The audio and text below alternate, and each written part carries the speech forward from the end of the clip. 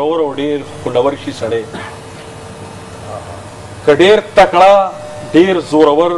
او ډیر خلور شي سړی خو ډیر بې وسه شي چې دغه ور لور شي سړی ډیر تنګ نظره ډیر زړه تنګ او کرکجن سړی وي ډیر تنګ نظره ډیر زړه تنګ او کرکجن سړی وي خو چې مین شي په مثال د سمندر شي سړی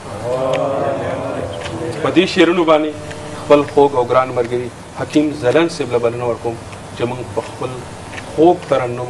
په خپل کلام باندې ونمانځو غزل نه مخکې یو څو شعرونه عرض دي ارشاد قسم دې نه د ګرانه چې جانانه پورې رسي قسم دې نه د ګرانه چې جانانه پورې رسي په عشق کې سړی بره تر اسمانه پورې رسي او وړې وړې خبرې بلا منځه څخه یوسو وړې وړې خبرې بلا منځه څخه یوسو وړه غوندې خبره وي خفګانه پورې رسي او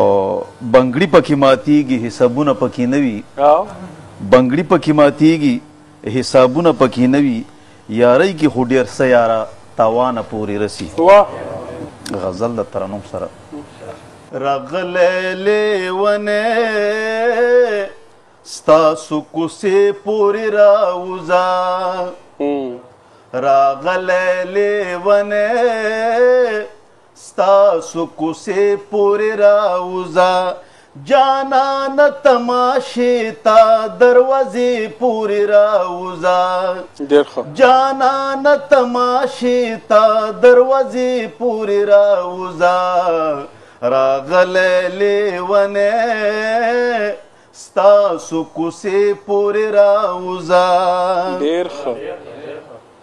زما د کاڼي جوړ جانان به ور را باندې نه کړي زما د کاڼي جوړ جانان به ور را باندې نه کړي زما د زړګي درده بار سینې پورې راوځه زما د زړګي درده بار سینې پورې راوځه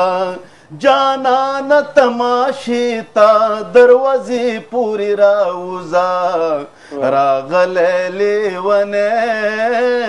ستاسو کوڅې پورې راوځه په ژوند په ما هره لوبه وکړه قبر جنا په ژوند په ما هره لوبه وکړه قبر جنا چې مړ شم بیا مې ګوره جنازې پورې راوځه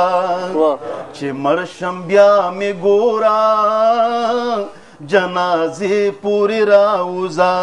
و جانان تماشې ته دروازې پورې راوځه راغلی لیونی ستاسو کوڅې پورې راوځه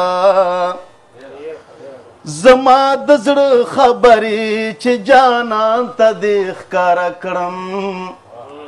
زما د زړه خبرې چې جانان ته دې ښکاره کړم واپس ولې ستنېږي لږه خولې پورې راوځه واپس ولې ستنېږي لږه خولې پورې راوځه جانان تماشې ته دروازې پورې راوځه راغلی لیونی ستاسو کوڅې پورې راوځه نو د ډېرې مودې پس کالي ته زه درځم جانانا د ډېرې مودې پس کالي ته زه درځم جانانا ظالم ته توروړی نه دوابې پورې راوځه ظلم ته توروړی نه دوابې پورې راوځه جانان تماشې ته دروازې پورې راوځه راغلی لیونی ستاسو کوڅې پورې راوځه